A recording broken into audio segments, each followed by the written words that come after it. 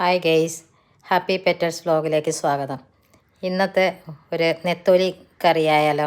ഇന്ന് നെത്തോലി കറി വയ്ക്കുന്ന, തേങ്ങ അരച്ച് നെത്തോലി കറി വയ്ക്കുന്ന റെസിപ്പിയാണേ പറയുന്നത്. ഇന്നത്തെ ഉച്ചയൂണിൻ്റെ റെസിപ്പി അതാണ്.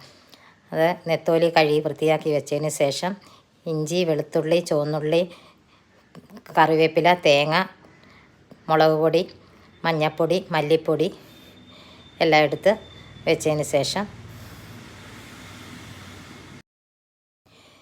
തേങ്ങയും മുളക് പൊടി, മല്ലിപ്പൊടി, മഞ്ഞൾപ്പൊടി, ചുവന്നുള്ളി ഇത്രയും ഇട്ട് നല്ലതുപോലെ പേസ്റ്റ് പോലെ അരച്ച് മാറ്റി വയ്ക്കുക. അതിന് ശേഷം ചട്ടി അടുപ്പത്ത് വെച്ച് വെളിച്ചെണ്ണ ഒഴിച്ചിട്ട് ഉലുവ ഇട്ട് മൂത്ത് വരുമ്പോഴത്തേക്കും അതിലോട്ട് വെളുത്തുള്ളിയും ഇഞ്ചി, കറിവേപ്പില, പച്ചമുളക് ഇട്ട് നല്ലതുപോലെ ചൂടായി കഴിയുമ്പോൾ ആ അരച്ച് വെച്ചിരുന്ന പേസ്റ്റ് പോലെ അരച്ച് വെച്ചിരുന്ന തേങ്ങ അരപ്പിട്ട് അതും നല്ലതുപോലെ മൂപ്പിച്ച് നല്ല ഒരു പച്ചമണം മാറുന്ന വരെ മൂപ്പിച്ച് കഴിയുമ്പോൾ ബാക്കി വെള്ളം ഒഴിച്ച് വൃത്തിയാക്കി ഉപ്പും പുളിയിട്ട് തിളപ്പിക്കുക.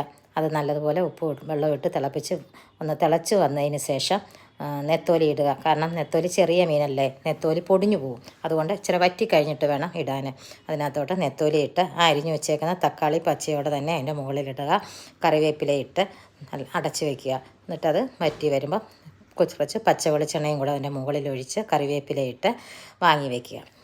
അതിനുശേഷം നമ്മൾ ഇന്നത്തെ ഉച്ചയൂണിന് കറി നെത്തോലി വറുത്തതായിരുന്നു. അതും കുരുമുളക് പൊടി, മഞ്ഞൾപ്പൊടി, കുരുമുളക് പൊടി, മുളക് പൊടിയും ഇഞ്ചിയും ഇട്ട് വെളുത്തുള്ളി ഇട്ട് തട്ടി അത് പുരട്ടി വറുത്ത് മാറ്റി വെച്ചിട്ടുണ്ട്.